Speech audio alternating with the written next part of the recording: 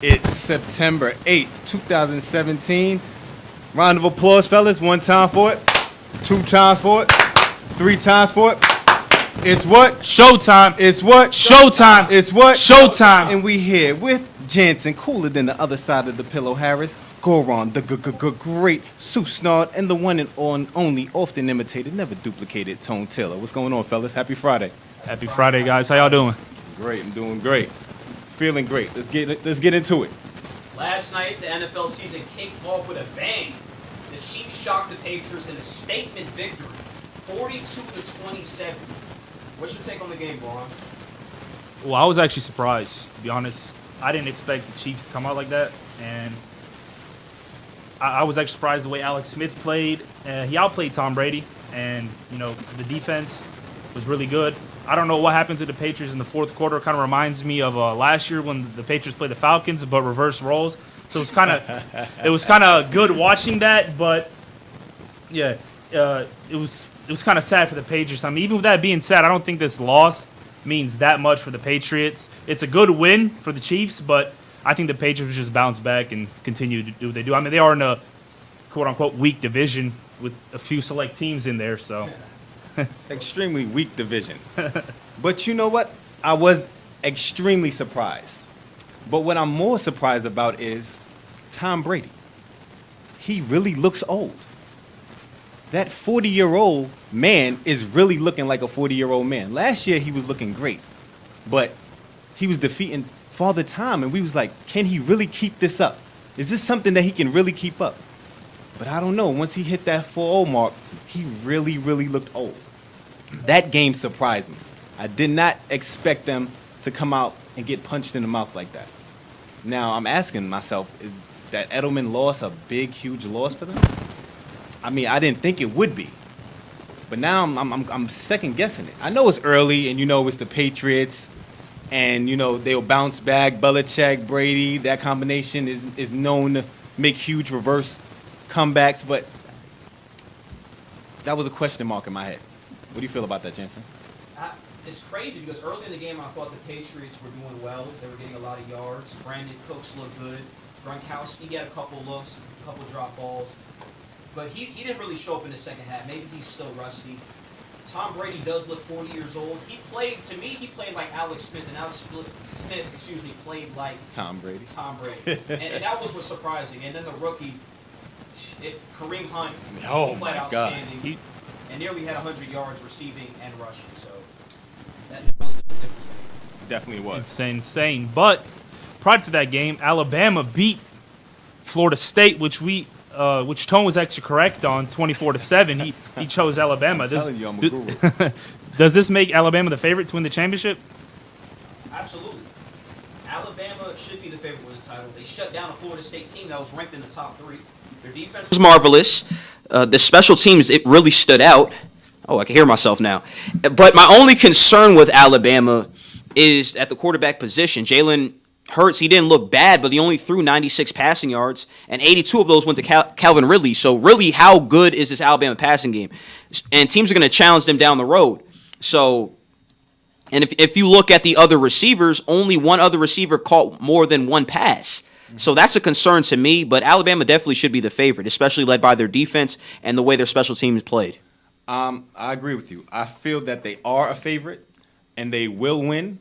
My prediction. I think the best thing about it is that they're being led by sophomore Jalen Hurts, but understand it's about experience. Experience hurt them last year. You've seen a more experienced Clemson come back down the stretch. It played a lot. In their 2015 national championship win, when they won, it was led by seniors and juniors, people that's been there before. So I feel them coming back this year after experiencing that last year, and Jalen Hurts going against that defense, that stout defense, day in and day out in practice, plays a big, major part in their experience and moving forward towards this championship. What do you feel? Yeah, definitely. I mean, Alabama did what they do best. They played defense, and specifically on the special teams, they did basically won them the game. I'm not impressed by their offense, though, which they've never had a great offense, but I'm not impressed by it. Nick Saban said it himself that they need to work on it. And like you said, yeah, I think they are the favorite to win the whole thing. I mean, I don't really see any other team beating them right now.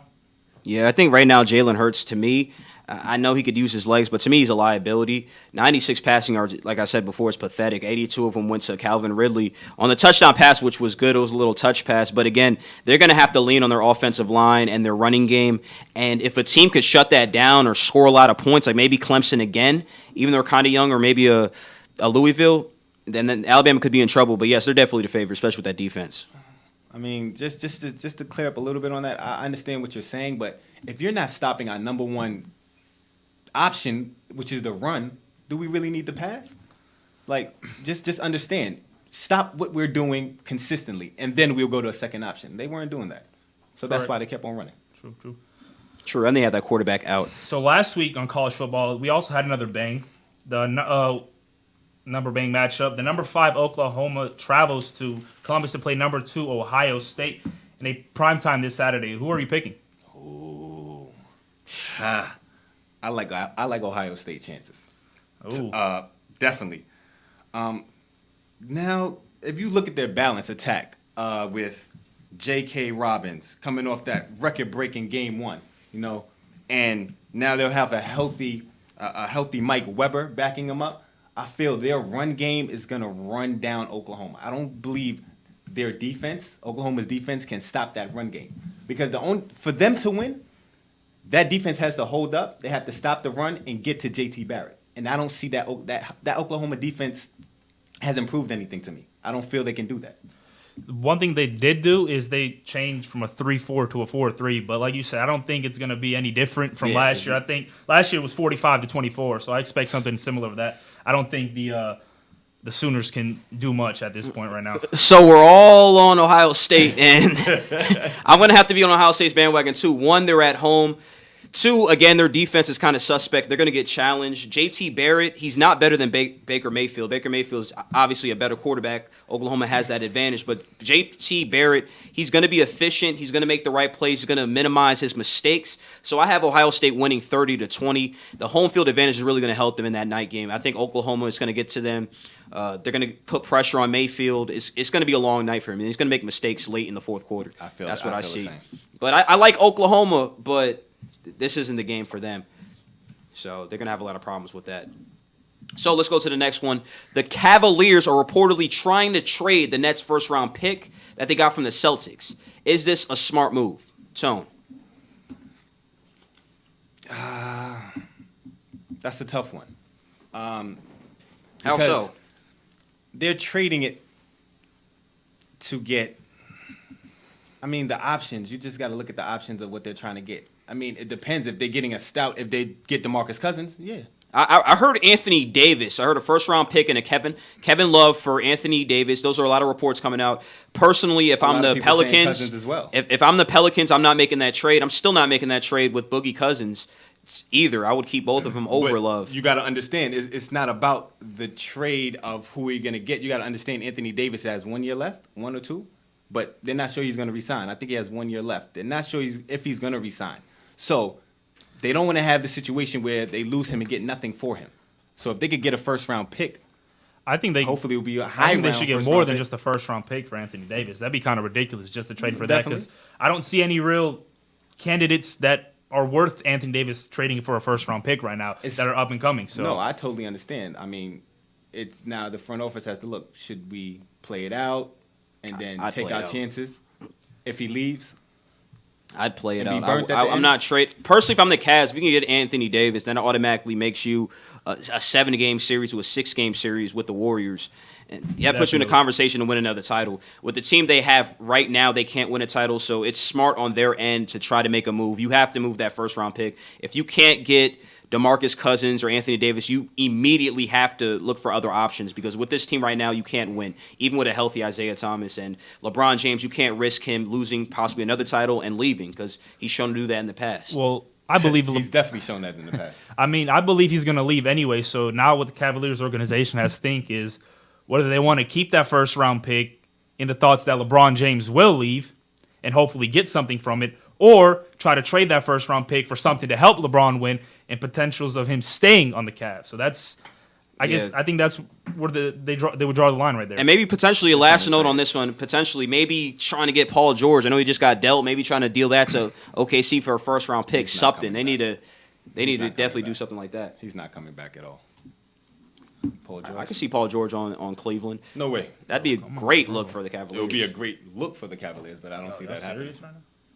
Yeah, but if the Cavs, I'll tell you this, if the Cavs, with the injury questions with Isaiah Thomas, I'm not too convinced that Boston won't just overtake the East. That's what it's looking like to me right now. I want to see how much energy does LeBron James have to exert in the regular season. How is Kevin Love feeling? How's the team going to respond without Kyrie Irving? Kyrie Irving was a leader on that team. And now Isaiah Thomas, if he's out to All-Star game, that's definitely a problem. I know the question was a trade move, but to me, you can't sit on that.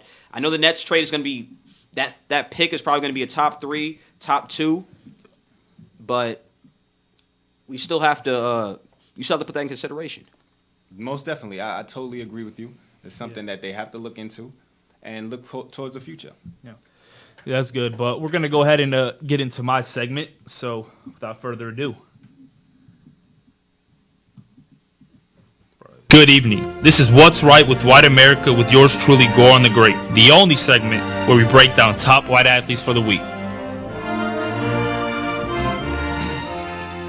And we are here with What's Right with White America with Goran. And this week, we're going to talk about J.J. Watt. So, this is really not on the field, but off the field. You know, everybody knows what happened in Texas a few weeks ago. Around August 27th, Hurricane Harvey came through and devastated many people, left them without homes, killed people. And J.J. Watt saw this as an opportunity for him to help out. You know, he wanted to use his social media platforms, which has a lot of followers in, and he wanted to raise money to help. He himself donated $100,000 and wanted to raise a total of $200,000. So since he made that post, within 24 hours, he raised $500,000, and overall, he's raised $28 million, which is really, really, really good, and it will help out the community. And some other notable names that also contributed to his were like James Harden, Drake, Chris Paul, and very good, very big donations. So and just he's doing wonderful things, and my prayers out to the families through the devastation, and everybody's stepping up. Chris Brown, I know that's an artist. Doesn't really have anything. And it's more than just celebrities and wealthier people. It's over 160,000 people have donated. So you know, if you can help, you should help. You know, I know here we at the Topics teams we have donated. So you know, anything we can do to help, we will, or anybody else can do to help. And also, you know, unfortunately, I hate to say it, but Hurricane Irma is looking worse to be than Hurricane Harvey. So hopefully, we can get that same type of energy from Miami players or just Florida, just the whole United States in general to help out. Everybody. So, you know. Yeah. Rick Ross, we're going to be calling you soon for that donation. Show that grill, boy. Oh, Beyonce, she donated $7 million. She did? Already? Wow.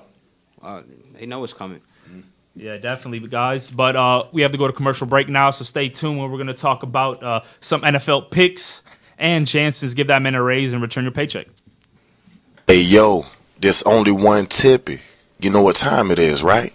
Man, it's time to tune in to another episode, A Dose of Dopeness, only on IBNXradio.com. Every Wednesday, 7 to 9. Young and hungry, we eating over here. And we are back.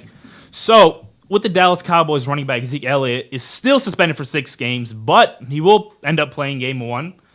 Does this make the Cowboys, or will the Cowboys still make the playoffs? Oh, I'll answer that. No, the Cowboys won't make the playoffs. I'll tell you why. Because the Cowboys are built on the running game. Just what happened before they had him. They had Murray. Murray was a successful runner behind that amazing offensive line. That made them go to the playoffs. Just backing up from Dak Prescott, Tony Romo.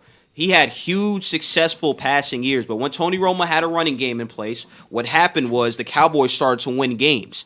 And now Ezekiel Elliott, that's what happened last year. He ran the ball effectively. He brought guys in the box, which made opportunities open up for Dak Prescott. I'm not saying Dak Prescott right here is a bad quarterback. What I'm saying is the hype behind him possibly winning an MVP and being elite is to me asinine, and it makes me laugh because to me Elliott is the real MVP and the driving force behind them. I see the Cowboys tops 8-8. I think they're going to struggle this year without Elliott, and it's unfortunate that with no charges, you could suspend a player, but that's a different discussion. But they're definitely not making the playoffs. I say it's going to be tough, but I wouldn't count them out. The reason because the NFC East is one of the toughest divisions, and they play each other so well. And it usually comes down to the last 2 games of the season. Usually the top team in the division, usually, they're a shoe-in. But that second and third position, they're usually fighting to the end. And if they can go 8-8, 9-7, I think they still have a shot. Can we agree that the Giants are going to win this division? Yes, Especially with that I do not agree power. with that. Of course. And I'm not even Yes. a Giants fan. But, I'm just but I saying. am. Of course. That's absolutely the truth. I think they can make it. It'll be really hard. Now that he's playing game 1, I think because they are playing the Giants game 1, so I think with him there, they can beat the Giants there. They're not going to beat the Giants. So you're picking. Well, okay. Okay. Yes. Yeah, But picking the Giants in Dallas, yes. okay, that's a little bit ridiculous. Okay, wait. We're Wait, gonna save that for later, though. I thought we were getting into the picks later, but okay. No, we get into the picks later. But Okay. That's fine. We have a whole list of games to pick. Y'all just go ahead and drop your picks for the day. It's fine. It's But what I was saying is, Elliott is the lead.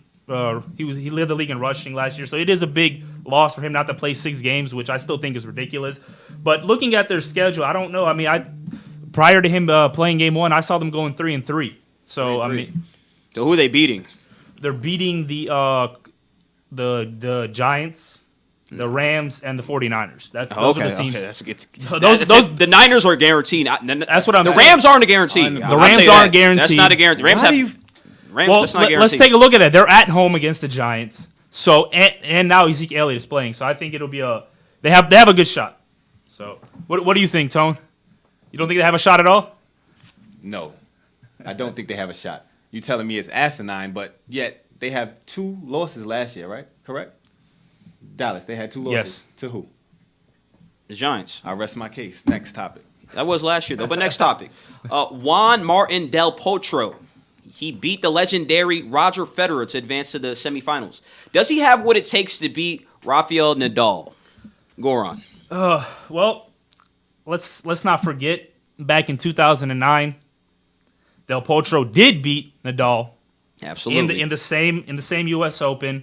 It was in the I think quarterfinals, semifinals, Quarterfinals. somewhere around there. Yeah. Now I think he is capable and he can beat him. Now, do I think he can beat him? Absolutely not. I mean, is he going to beat him? will. Absolutely not. He's not going to beat him. No, Nadal's looking as good as ever. He's number 1 ranked right now. He's looking unstoppable to me.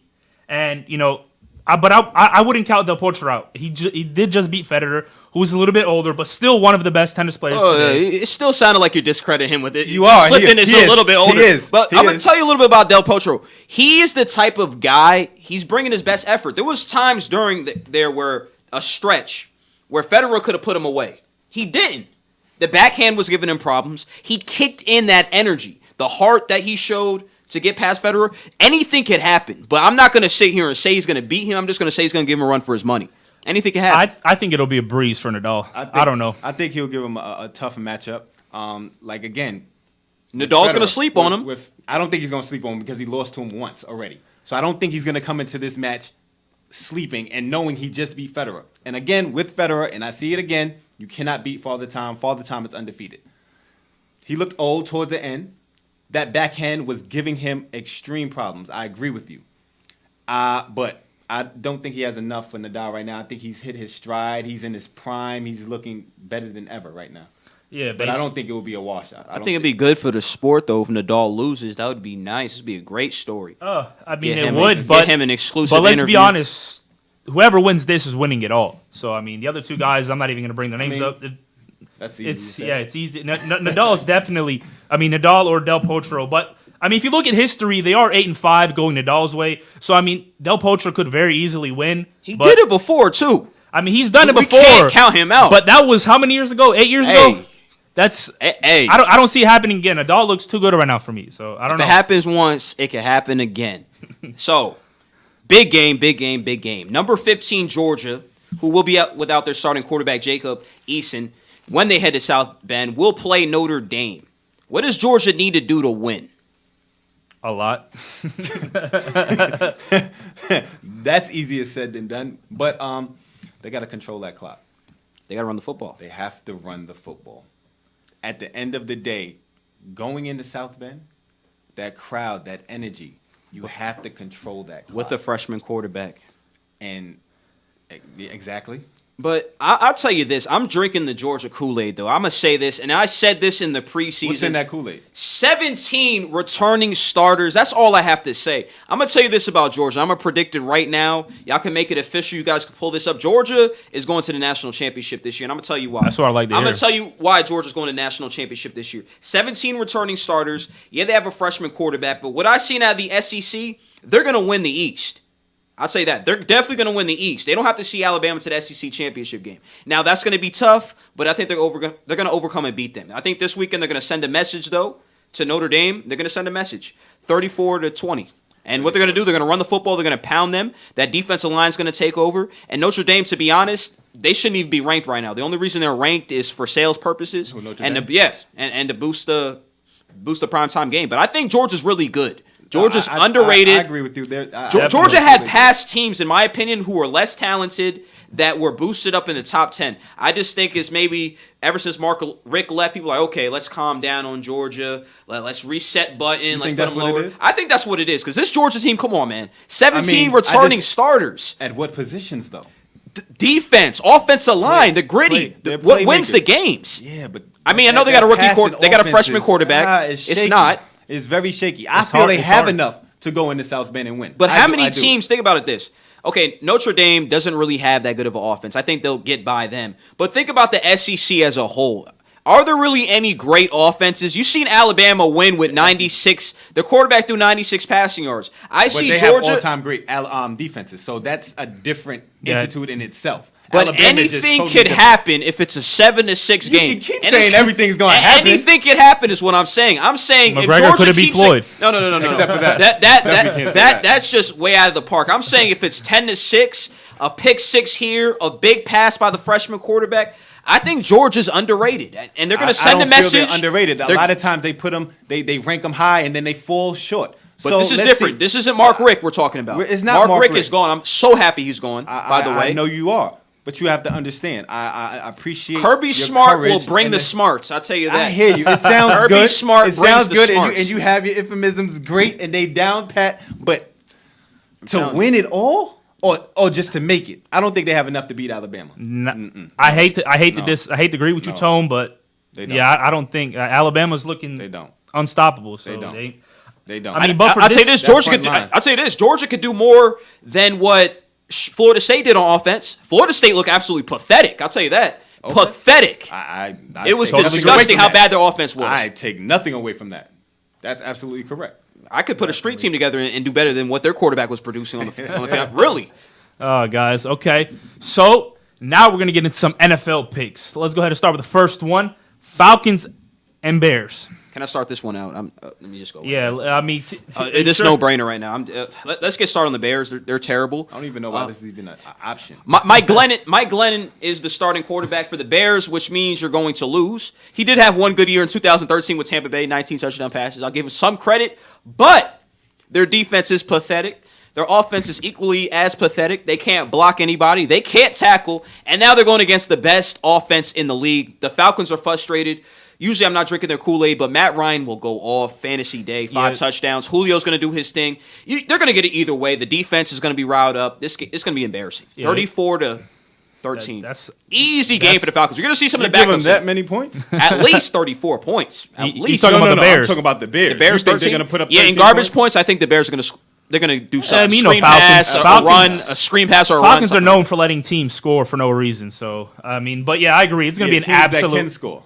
They're arguably the second worst team in the NFL. Wait a minute. Behind the Jets. Wait a minute. Behind the Jets. I'll say this for all Jet fans out there listening and watching. They look good, right? The New York Jets, and I made a post about this earlier, and I'm serious. You can't lose if you don't play.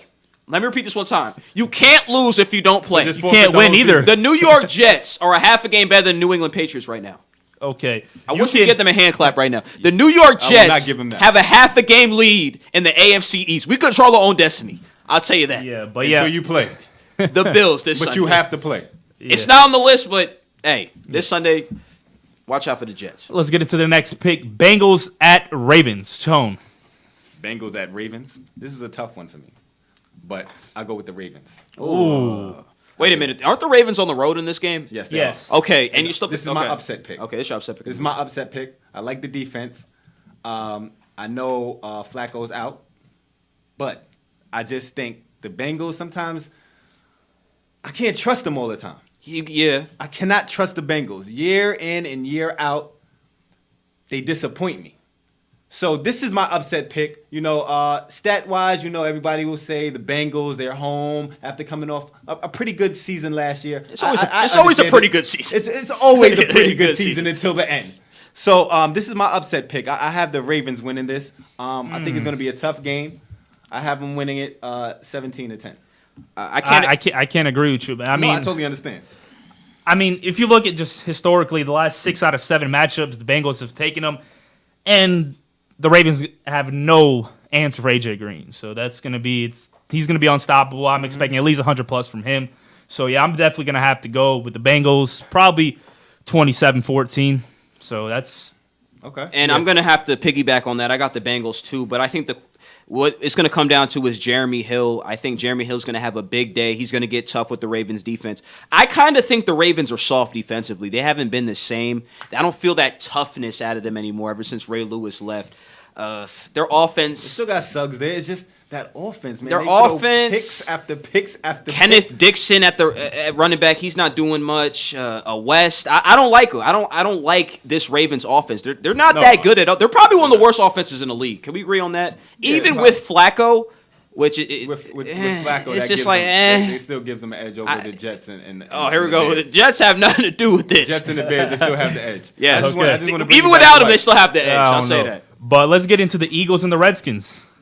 This division game is going to be very competitive. I'll Yes. say this. Even though I don't like the Eagles, I'm a big fan of the NFC East. They always produce great games. No matter who's won, who's for, it's always good. But I have 24 million reasons why the Washington Redskins are going to win. Kirk Cousins, big money Kirk, is going to show why he's going to be the best quarterback in the division this year. He's going to throw all over the Eagles defense. And I think the final score is going to be 23-10. Kirk Cousins going to throw a couple touchdown passes. Probably one deep to Deshaun Jackson, take that frustration on the Eagles, just like before. And that's how I think it's going to end. Yeah, I'd have to agree. Redskins. It's a toss-up game. I don't think it'll be. And I don't like team's Wentz. game at any My bad. point. I don't like Carson Wentz that much either. I think it'll be any team's game at any point, but fourth quarter, I think the Redskins are going to lock it up and take a big divisional game, though. So whoever wins this is definitely going to have the edge. What do you think, Tone? So you both have the Redskins. Yes, Are sir. we all on the Redskins? You both have the Redskins. Yes, sir. Yes, sir. Well, I'm going to go with Wentz. Oh, my God. That's what I'm going to do today. I just feel, you know, he showed me some toughness last year. I liked it. And, you know, it's definitely going to be a tough divisional game. And they're going into Washington. And, you know, that crowd gets them into the game, and I totally understand it. But I have them winning this very, very close 23-20. That's We'll see about it's that. either way. It's toss-up games. Now we got to get into the primetime games. Let's get into the big boy games real quick. Let's start with Seattle. This is a 4:30 game on Fox. Seattle's traveling to play the Packers. Ooh. Key word. You just said traveling. Traveling. Yeah. Traveling to where? To where? Green Bay. Yeah, Green Bay. Wait. I have a couple words for you. Discount double check. That's right. I'm going with my man, the have to baddest agree. man on the planet, Aaron Rodgers. It's no way he's losing this game. It's no way. I refuse to. I don't even want to go further into this. I love Seattle. You know, they're a good team. If they were in Seattle, I probably would have gave them a. Oh, that's guaranteed. They're in Seattle. little That's bit. guaranteed. I don't gave know it about away. in Seattle. I mean, I would've given- in Green Bay, there's no other choice but to go with the Packers. I'm definitely going with the Packers. So are y'all all on? Honestly, it was a toss-up in my head, but I'm picking Seattle. I'm going to tell you why I'm picking God. Seattle. I'm not a big Russell Wilson fan, my God. but I'm going to tell you what they're going to do. They're going to run the football effectively. That's what Seattle's going to do. They're going to come in there and smash them in the mouth. And let's not forget, you guys are talking about Aaron Rodgers, discount, double check, the dance and all. That's nice. But let's not forget that bad defense. This defense that is never healthy, that allows so many passing yards. I can't even just speak on how bad the Packers defense has been over the years. Aaron Rodgers last year, think about it. How many touchdowns did he throw? 40-something? Less than 10 interceptions? And you see how they got Beautiful bounced season. out by the Falcons. You see how they had to come back in many games? That's a great Falcons team, though. You see how they had to come back in many Understand games? It was their time. What I'm saying is, don't do that. You know how many times this great defense has Falcons let Aaron team. Rodgers How down? many games did they win to get to the playoffs? They were out. They were at the bottom. They won 9 straight. Yes, 8? and I'm saying, why were they behind on that? It's because of their defense, and that's the reason No. I'm picking Seattle. Their whole receiving core got hurt. That's Their true. defense is horrible. But their defense didn't do any favors. So But I got let's- 27-20 Let's not Seattle. forget. Late Let's not touchdown forget. pass from Russell Wilson. He's going to step up. late game touchdown. Yeah. Late night. It's going to be late late Yeah, night. guys, let's game let's touchdown. let's leave this discussion for on the field and let's get to the Giants at the Cowboys. Well, we had a little preview of this earlier. Tone thinks the Giants are gonna come into This Dallas. is too and, easy. And This is too easy. I don't know what's wrong with you, You know Tone. what? I don't trust them. Get them out of here. Not against my Giants. Oh, Not at my all. God. Let me No. say this. They They have the the great full legend would roster. say, how about them Cowboys? Ezekiel Elliott's going to play, so that means the Cowboys are going to win. The Giants will have no answer, even though they have a great defense. I love the wide receiving core, but let me say one Don't name. just say just One they guy is going to cost them the game. Who? Eli Manning.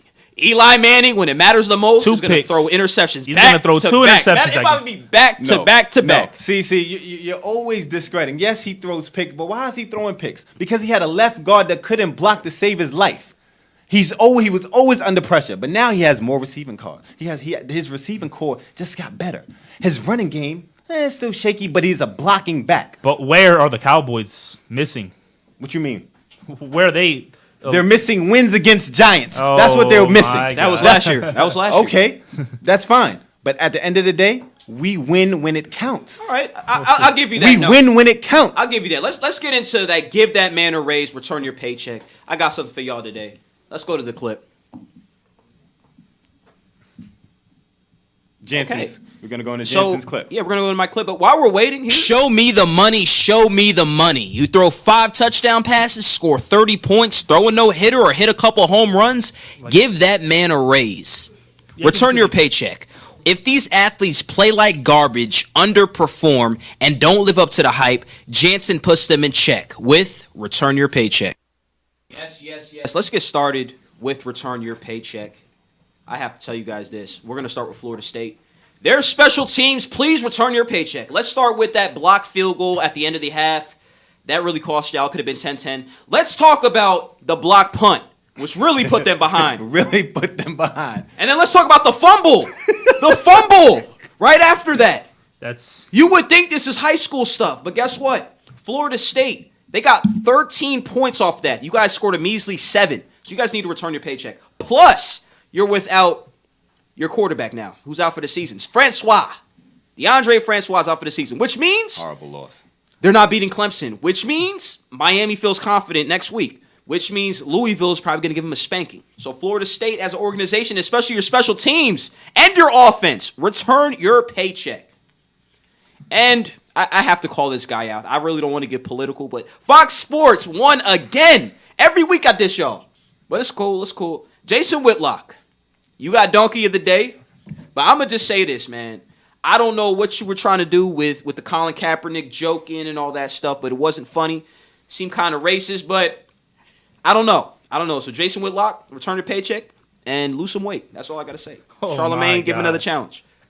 But now, forgive that man a raise. Let me give the Oregon Ducks a raise, okay? I know they played Southern Utah, who is a cupcake. But yes. they scored 77 points.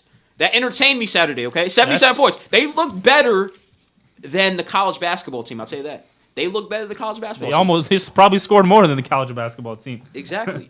And when you have 7 rushing touchdowns and 2 running backs over 100 yards, I don't care who you play. We're still going to give them a raise. And finally, I'm so happy the NBA is doing this. Give the NBA a raise. My favorite commissioner, Adam Silver. I love you, dude. You're doing a way better job than Roger Goodell, by the way.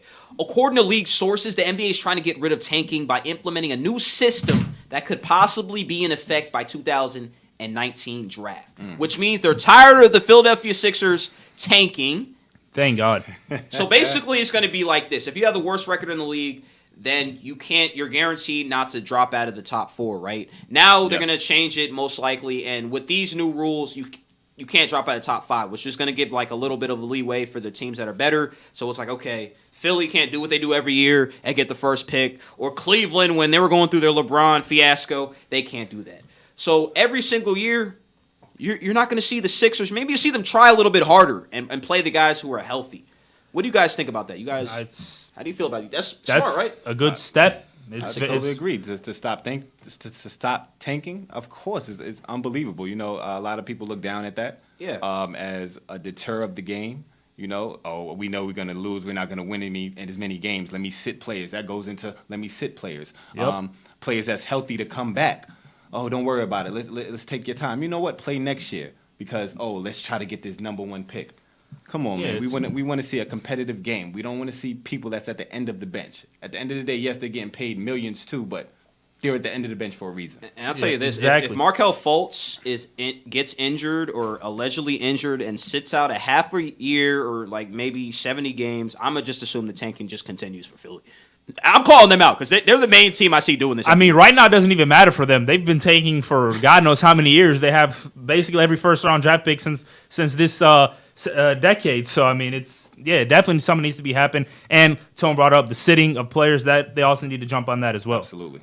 Absolutely. And guess who we have in the building? We got a personal trainer. We got a former baseball player.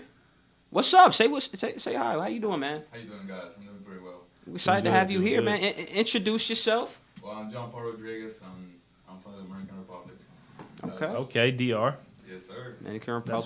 That's what's up. It's basically where baseball lives at. That's where all the great baseball players come from, man. When did you start playing the game of baseball? Well, I started playing when I was 9 years old. My mom used to play softball, so she introduced me to the game and she taught me how to play, how to play the game the right way. I mean, who's one of your favorite baseball players growing up? Who'd you look up to? I would say Ivan Rodriguez. He's a Puerto Rican catcher. I think he's the way he played baseball, and he was really passionate about it. And then I think that's why I'm a catcher, because just the way he plays. Ivan Pudge. Yes, Pudge. Uh-huh. Nice. Mm-hmm. Okay. So you said you've been playing since you were 9? Yes, sir. And you still play today? No, I finished my last season at Georgia Gwinnett College this past spring, Nice. 2017. And what made you go to Georgia Gwinnett College? I would say the great baseball program that they have. They have good stuff going on over there. So I think it was a done deal as soon as I went there. They got a great facility, a beautiful field, and I was a man. I'm staying here. They sold you. Yeah. Very competitive team, really good team. Nice. Now, who was your? Do you watch much of professional baseball? I do. I do. Who's your favorite team? The Dodgers. Oh, okay, the Dodgers. Yeah, it is. What do you think of the Braves? You can laugh What at to it, say, don't worry man? about it. Come on, tell us how you feel about the Braves. No, man. They You don't have even a want to tough talk about time. They have a tough time, for real. He don't want to talk about them. Definitely. Oh, yeah. I'm a So- Yankees fan. by the way. Yankees. Yeah, They're doing Okay. pretty well. Thank you. Appreciate it. There you go. Y'all got that rookie But the that's Dodgers, Here you Yeah, go. Dodgers are the top team right now. Yeah. Do you see them getting to 108 wins somewhere in that Man, ballpark? I see that. I mean, they're 92 and 48, I'm pretty sure right now. Yeah, they're kicking So behind. they have a good streak going on, and That pitching. I think that pitching. So I think they will get a World Series. So who do you think is gonna win? You think the Dodgers are gonna win the World Series, or I'm pretty sure. Pretty I'm pretty sure? sure that Who they gonna play? They I bet can you go. say that every year. No, but this year's the year. This you know? year, okay. it's this year? This year's the year. You sound like me with the Jets. This is our year. Every year, though. So you said you were a baseball player and now you're a personal trainer, correct? Yes, sir. That's Could correct. you describe that transition? How that? I think it's going really well so far. Personal training was always my plan B. So I think everything started once I was a kid. I was a teenager when I was 15 years old. I was at 230 pounds, so I was obese when I was a kid. So my mom used to take me to the doctor, try to lose some weight. But everything clicked. One day I just woke up. I was like, I need a change. I started seeing my body. I was like, I need to get healthy. So I started making better decisions, and I lose 40 pounds in 2 months. Nice. Wow. Yeah, it was Wow. impressive. What were So- you eating? Talk a little bit about that diet. Actually, in the moment, I didn't have the knowledge just to eat the right things. I was just like basically cutting my meals, eating less than what I used to. So just do a lot of cardio, Yeah, see, I had to play write that baseball. down because I got to lose a couple pounds myself. Oh, I Up got on my you. Don't co-host. worry. Yeah, We you can gotta talk- send us a we can little talk after meal this. plan. You feel me? This I got you. shoot's getting a little tight on me. You know what I'm saying? I got So you. we gotta get a little meal So, plan. do you mainly personal training? Do you do like adults, kids, or? I do both as well. I'm a personal trainer, but actually a baseball coach. Oh, So okay. I work with kids at the same time. I like it both, training both. They're different because an adults they're a little more complicated. So because they require more specific, they have more specific goals like losing weight, muscle gain, or just get more strength. Stronger. Stronger. So with the kids, it's more like mentally sized, just more coordination skills. But what really fired me up, you see them just how they change mentally, physically and mentally. Yeah. It just fired me up. You see them that progress. Yeah, that's amazing. What age group do you teach? You said It's the 14s. 14. Yeah, Okay. that's right now. That's what I have. 14s. Okay. Yes, sir. It's a specific team. How good did you do? They just a very new team. They started like 2 months ago, in Okay. the beginning of summer. Okay. The Duluth Ninth. Okay. They play in Duluth, and so far it's going really well. Yeah. Yes, sir. It looked like it's a great passion for you. So It is. It is. I've been doing I've been playing baseball for a long time, and personal training. Just like I'm telling you, with my story, how I changed myself. I think that's what made me want to help others. Help other people. Yes. Let's get back to your eating habits. I mean, you come up here in the polo, the muscles is popping out, the arms. What are you benching right now? I used to do a few push-ups before I come No here. bench. You did a few push-ups. I knew it. He said I a few. I knew it was looking a little What's a stronger. few? A few to me is like 2. What about you? How much is a few? 200. I got Close to 200 close real to quick. 230 seconds. Okay. Shoot. So no bench at all? No bench press? Well, I do my max. I would say 305 right now. 305. Yes. 305. Okay. He said it's so modest. The max is 305. You Like know that's how it just is. normal. You're just gonna keep going. Okay. That's how it is. But so if you had to choose one between training baseball or personal training, which one would you do if you had to choose one? I would say personal training. Personal training. Why? Why? Because you see other people change. Just like the transformation. How I transform myself is the way that you can control yourself, change your body. Just making the right decision, healthy decisions, just like right workouts, or you just amaze me how you can transform yourself. Back to baseball, because I know, and this comes with personal training as well. You probably ran into this, maybe not with the students, but steroids. And speak a little bit about when you played college. Were there a lot of athletes using steroids, or did that pop up a lot? How it does in the major leagues? You don't have to say any names. Well, Snitch. no. Actually, I mean, you can hear like here and then like the talking about it, but it's not like I never seen like actually doing it. So I cannot tell you exactly like, oh yes, this was going on. So I cannot give you a pretty clear answer about that. Do you believe the Pete Roses, the Sammy Sosas, the Barry Bonds, the Mark McGuires, do you think those guys, obviously when you're younger watching them come up, do you think they deserve to be in the Hall of Fame with the alleged steroid use? Man, I would tell you something. Even though they use it, they require to use steroids, you still got to hit the ball. You still have skills. Exactly. A lot of baseball players have that view. True. So it's like, Still got to make contact. okay, that give you strength, but what about the other part? What about the right decision at the right moment? Just I think they deserve it because they did it. But like Barry Bonds, he was a great player before the steroids. Yes, Really skinny, It too. was a territory player. I think a 66 player. Yes.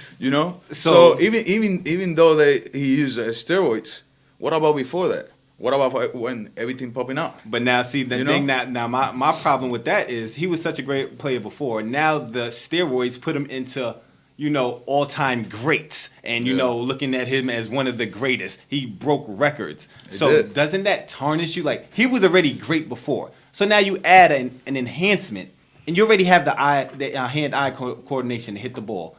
Now, you're taking steroids, and once you hit the ball, it's going 30 yards further. Yeah.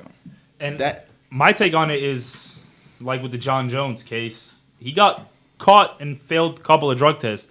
Now, I'm pretty sure in there he slipped in a few that weren't caught. So just because he was great, I'm not discrediting him that he wasn't. Maybe in that stretch of where he wasn't taking steroids, he might have. It's just the tests weren't as good, or he was paying people off to not, show the correct results. So, I mean, I don't know. I think if you have to take, if you're good enough, you shouldn't have to take steroids. Like John Jones, even though he was a good fighter, now if you look at his career, is not as credible because of all the continuous, Which is horrible. the steroid tests. So Absolutely. And I was going to say this. Do you think the NFL – it's interesting to me because I had this conversation with some of my co-hosts off air. Do you think they should regulate how strict baseball is when it comes to steroid use and cheating? You think the NFL should be as strict? Because it's like the NFL players. In the NFL, when there's cheating involved, you get a little slap on the wrist, or the steroids are used. They don't take it as seriously. But baseball, the federal government kind of steps in and whatnot. You think the same rules should be implemented? Man, I think every game have their own rules. I would say it should be equal for everybody. yeah, definitely. So I think it should be fair.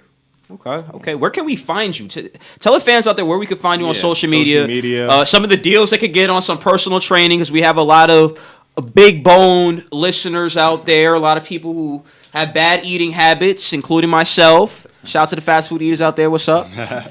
Well, That's everybody. I have my personal fitness account on Instagram. Is In Shape with JP. In Shape with In JP. Shape with JP. You can reach me there. Also JP Rodriguez 7. That's my personal account. And so you can find me through Instagram. Okay. that way. And Facebook. Facebook is my name, John Paul Rodriguez, and just hit me up. I got you. Well, thank you, John, for coming onto the Appreciate show. it, John. Thank We you, guys. appreciate you being here. And unfortunately, we are out of time, and we are going to go into tones. Is it hate or is it great? I hate when guys act like they know everything about sports. Is it hate or is it great? Like these guys on all these talk shows, like, well, that guy's not a good baseball player. That guy's not a good football player. That guy's not a good basketball player. I'm like, dude, in your opinion. It's time we separate the hate from the great. Cut the grass and let the snake show. Now let Tone tell you who's speaking greater or who's just a plain old hater. Now let's talk about it. So today, it hurts me, but I'm just sick and tired of this guy. Jansen touched on it earlier, but my hate moment is the biggest hater of them all. Jason Whitlock. Oh, my God. I hate this guy. This man, time after time after time, he just discredits black people. Time after, it's disgusting. And I'm tired of it. This man does a spoof of Colin Kaepernick with Kid from Kid and Play. First of all, let's put it out there. We didn't know it was Kid at first. We thought it was a white man with an afro, a beard, and a black glove. And he thought this was funny after all of the things we've been going through, trying to get him back in the league, him being basically blackballed. This man, Jason Whitlock, will actually put this spoof on his show.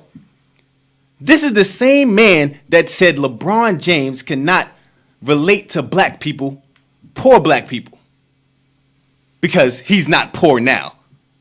But he's from Ohio, is he not? Yeah. Yeah, he was pretty broke. One bit, exactly, right? Just because he cannot relate now. You seen his mom back in the day. No offense, LeBron. I'm He just can saying. relate, but, I mean, yeah, I don't know what he's saying. I don't even know. This man is an idiot. That's Plain an old understatement. idiot. Understatement. FS1 needs to do something. And, okay, they took a step in the right direction by not putting his last segment that he had. He had another segment about Colin Kaepernick on his show. But now, after all the backlash, they decided to take it off the air and will not show it. This man is an idiot. He needs to be banned from TV, banned from speaking. I'm tired of him. plain old tired of this fat man. I'm tired of it. Yes, I'm calling it. Jason Whitlock, you're a pure idiot. And you're hearing it from Tone Taylor. That's it. And Jason Whitlock, Slim Fast, Jenny Craig, other options, 24/7 workout. Mr. Rodriguez, JP over here, he'll help you out too. He can help you out. But it's time, and just to talk about it a little bit, just to spoof in. Yeah, Jason Whitlock, man, I don't know. It's like he loves that negative attention. Maybe it's working for him. He's now on the urban stations getting dissed, so maybe that's just his lane. He likes dissing. This is more than it's getting more to the fact that it's more than just entertainment. You're being disrespectful. This is a movement that's happening. This Colin Kaepernick is ahead of a movement. Regardless if he wanted to be or he was doing it for his own personal movement, this is a black movement. You're a black man, and you want to put a spoof like that on TV, discrediting him. And kid, you haven't been known for the last 20 years. You lucky we talking about. I don't even know why I'm talking about you right now. It's disgusting me. I almost forgot who you were talking about. With exactly. Kid and Play. I'm like, from hold on, Kid and Play. Hold on one second. I'm googling who that is right now. Google it. We gotta Google. It's disrespectful and it's plain. It's stupidity. Definitely, and like I said, that's an understatement. So, but totally agree. I'm tired of it. But to end the show, I always have a nice quote to speak on after talking about the idiot Jason Whitlock. Basically, it is not the will to win that matters. Everyone has that. It will be to prepare to win that matters. Let me repeat that. Yes, definitely. That was by Paul Bear Bryant, the coach of Alabama. Roll Tide. It's not the will to win that matters. Everyone has that. It's the will to prepare to win that matters. Definitely. That's all that really matters, actually. Yep. Go on, take it away, man. And unfortunately, guys, we are out of time. Thank you guys for tuning in. Make sure to tune in every Friday from 7 to 8 p.m. You can follow us on all social media platforms at topicsatl. Yes, and remember, y'all, Jansen out, but you are what you focus on. Yes, it is. And we're Topics, and Topics out.